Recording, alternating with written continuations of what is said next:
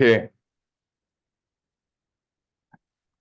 Good morning, everyone. Today we are honored to have this interview with Professor Aymeric Lim, who is the Chief Executive Officer of the National University Hospital in Singapore. He is a senior consultant in Department of Hand and Reconstructive Microsurgery at National University Hospital. He is also a professor in the Department of Orthopedic Surgery at National University of Singapore. He has held several significant leadership roles in healthcare and medical education and has a distinguished career in hand and reconstructive microsurgery with a focus in restoring nerve functions and improving the quality of life of patients with various conditions. Prof. Lim is recognized for his contributions to healthcare and safety and his expertise in peripheral nerve surgery. Good morning, Prof. Lim. Morning, Usama. Uh, can you share with us a typical day in your life as a nerve surgeon and academic leader? Okay. But maybe I'll tell you about my week. So my week is probably 7 out of 10 sessions are administration. I'm the CEO of the National University Hospital of Singapore, and the other 3 sessions, 3 to 4, are hand surgery. So that means clinic and operating theater. Okay. So I mean, now with the being as a CEO, you have less time for your like practice as a nerve surgeon, right? Yes, so I had to focus, Mm. uh, and I mean, before I really enjoyed general hand surgery, especially trauma and micro, Yeah. doing flaps and doing reconstruction. But so after I took on this job, or I mean, other administrative jobs some time ago, I basically focused on nerve surgery, peripheral nerve surgery. I see. Okay. So how do you balance between the demands of the surgery, research, leadership, and your personal life? Um, I think these three balance them each other. I see. For example, if you're only doing administration, all right, and you're not practicing, or you're not close to the ground, then you don't always understand or have an accurate picture of what's happening on the ground, which is critical. I see. So, yeah, so I mean, whatever I decide up here, I actually face it when I'm in the clinic or the operating theater. So, Mm. for example, when we switched to Epic, it's working okay now, but at the beginning there were issues, but I was aware of them because I was trying to get Epic to work for me too, in the So clinic. like you can see the things from both sides, from the administrative side and from the clinical side. Yeah. So basically, one way of looking at it is I eat what I cook, I see. and Okay. Yeah. also I also need to cook what I want to eat as a surgeon. Yeah. Okay. So what inspired you to specialize in nerve surgery and what keeps you motivated and how this impacted your life? Well, I mean, since 9 years old, I always wanted to become a surgeon. And then I got finally got into surgical traineeship, and then I guess I can tell your audience this. I prayed and I asked for a sign as to what I should do, I see. and God told me to do hand surgery. There were 4 signs that you just couldn't escape from. It was very clear. And then I did hand surgery, and I was trained in a very hard unit. So it was hard, but I have no regrets. This is the right kind of surgery for me. There's big things like replants, brachial plexus, and there's small, enjoyable surgeries like trigger finger, carpal tunnel. And you can be creative and innovative. You're not always doing the same thing all the time. I see. So then finally, so in my department, we were told to self-specialize, and this was in the 90s. So we had a chief with great foresight. His name is Robert Foh, and he has many publications on tumor and vascular tissue. So there were 3 of us around the same age. I was the youngest, so I got the last choice.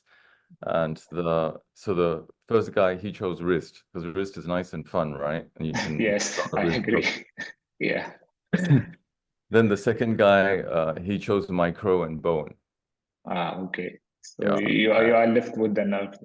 Yes. And in the 90s, nerve surgery was not fun. Not many people wanted to do nerve surgery.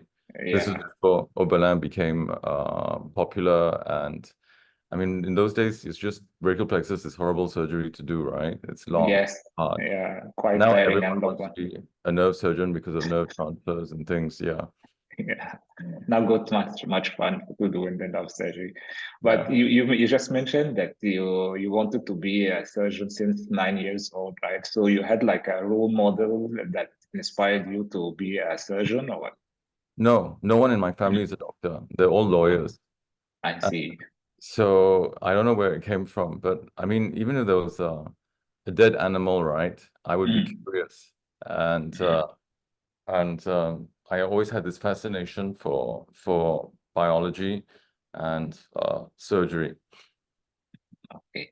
So can you share with us any hobbies or interests that you pursue outside your professional life? Yes, I think thanks for the very comprehensive list of questions that you gave me. Um, I I probably my ho main hobby right now is doing barbecue. Okay. But you find time for that? Yes, I mean the barbecue takes you away from your phone and your laptop, so you can't. I mean you can't. You're completely separated, and you get into the whole process. I The see. To barbecuing, focus on that. yeah, it's like surgery. There's a lot of Mm, preparation, mm. and there's something that you have to do. The timing is important, and there's an element of risk. I mean, you can mess up your barbecue, right? Yeah, exactly. But before that, you had any hobbies, but you now with your tight schedule, you don't have enough time to pursue that hobby again. I do have hobbies. I mean, I don't know Mm, if you call them hobbies. I have interests. Okay, mm, basically baseline, I exercise. mm, So I run, I swim, and I go to the gym. Then I would say barbecue is a hobby. That's something mm. that I enjoy doing. What else am I doing? I'm doing a master's in theology. Uh, Okay, that's great. and yeah, so and it's not as if I'm working, day and night constantly thinking about the hospital or work, which Mm. wouldn't be healthy and it wouldn't be good. Yeah, exactly. I agree. So this moves us to the next question. You mentioned that you jog, you go to the gym, you swim also. So how do you integrate this kind of fitness activity into your daily schedule or your weekly schedule? Um, well, I mean, 4 times a week, I will force myself, make sure that I do some physical activity, and it doesn't have to be long. So for me, it's usually between half an hour and 1 hour. But Uh, is Nox fixed timing? So you try to like between to sneak some time between your tight schedule, right? yes. So for Mm, example, today, I have a dinner at 7. mm. So, and I finish with an interview at 4 o'clock. So during that time, I'm going to try and find half an hour to do some To exercise. exercise. Yeah. I see. Okay. And with your tight schedule and busy day, how do you stay connected with friends and family? Um, every Sunday is Mm, it's family dinner with my mother, my mother-in-law, my brother, and we often have friends over. So that's one day that is very mm, important. mm. And Yeah, you and allocated one day for the family then. yes, at least Mm, one day. If mm. not during the week, there are random time days where we have dinner together. But you still have to like time to spend with your family within like day on day basis. Yes, when I go home. Mm. Yeah, and Okay. when I'm not traveling. Can you share with us your experience with the humanitarian medical missions and their impact on you? Oh, okay. Well, this is something that I always wanted to do. When I was younger, I actually thought I would like to be a missionary. Mm, So, what was the first medical mission I went on? I think it was when there was the earthquake in Taiwan. in the late 90s. And I went with the Singapore Armed Forces. And my boss was very angry because we were short-handed in the National University Hospital. And he said that if you go, you're not having a job when you come back. But I told him, I said, this is the Singapore Armed Forces that's asking me to go. So I went with my best friend, and he's an anesthetist, and we were there for 3 weeks. And it was obviously it was a meaningful experience, and we did, especially in the first 2 weeks, we were able to contribute to the earthquakes, to the medical efforts for the earthquakes and evacuations, and we worked with the Singapore Civil Defense Forces. So, but after 2 weeks, when everything kind of settled down, I was worried about my job. So I called back my boss, and he picked up the phone, and he said, "Yeah, you take care. You don't worry. When you come back, you'll be fine." Yeah. But this happened during after you exit your residency already, right? Yes. Okay, but was it like a volunteering mission or part of your national service? The Singapore Armed Forces wanted to send up a team, and I volunteered for it. Okay, that's great. Yeah. So how do you unwind and manage stress given the high stakes of your work? It's hard.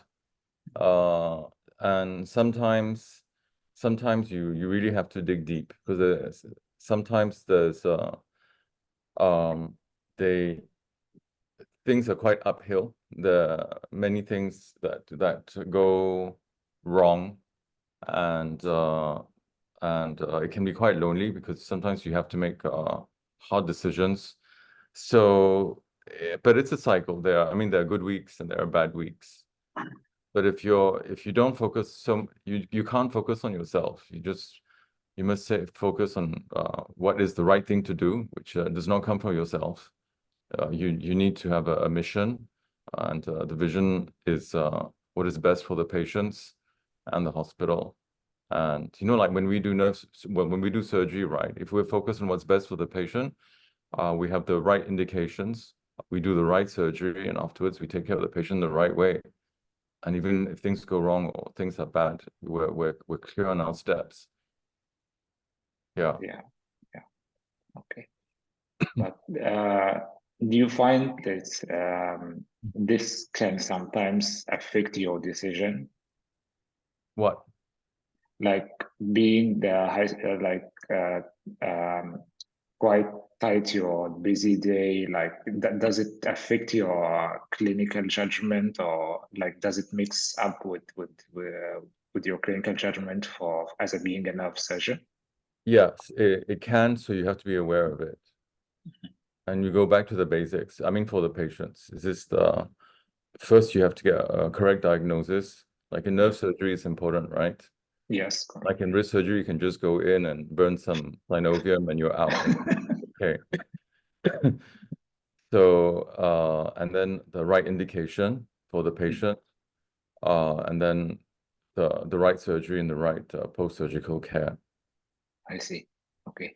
And lastly, what is the piece of advice you would give to the professionals on finding joy and fulfillment outside their work?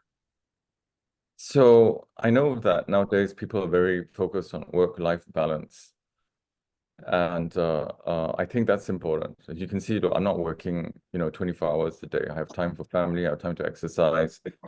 I have time to barbecue. I still have time for medical missions.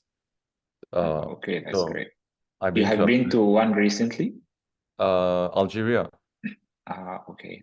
So that was great. And I've been to Afghanistan. Oh, wow. Yeah. So yeah, so there's still time for all this. And then, okay, coming back to this work-life balance, now we like to use the term called work-life harmony. So it's not as if that when you go home, right, well, everything is so wonderful, you're in paradise, your children are nice to you, your wife is nice to you, and you are nice to them, right? It's not always like that. Yeah, exactly. I agree. Yeah. And So it's not as if that when you go to work, oh, you're so miserable, you're not getting paid enough, it's so hard, the hospital is terrible, the administration is terrible. It's not like that. I Mm. mean, I find a lot of joy in work also, from the people I work with to the patients that you see. You help to make them better, and the students that you teach, and research is very interesting and fun. So, I mean, they're not in opposition to each other, which is, I think, a fallacy that's being introduced to us that's over the past 10, 20 years. Of course, we shouldn't get to situations like in some East Asian countries, right, where you don't go home until 9 or 10. And the zero family life. There should be harmony between the two. That's not harmony. Yeah, I agree for that. But does it, like, when you manage to go home, do you manage to, like, try to switch off your work life once you step in home? No, it's hard. I don't. Mm. So when I barbecue, I do. When I exercise, it gets better. But sometimes you do bring back the worries back home. Mm. Yeah. But so far is still manageable, right? Yeah, it's still manageable. I see. Okay. That was a great interview to have part of your time and during your tight schedule, Prof. Lim. Thanks for so much for your time and for being our first guest on this kind of episodes. Thank you so much. Thank you very much, Usama. It's been a privilege. Thanks. The pleasure is mine. Okay. Bye. Bye.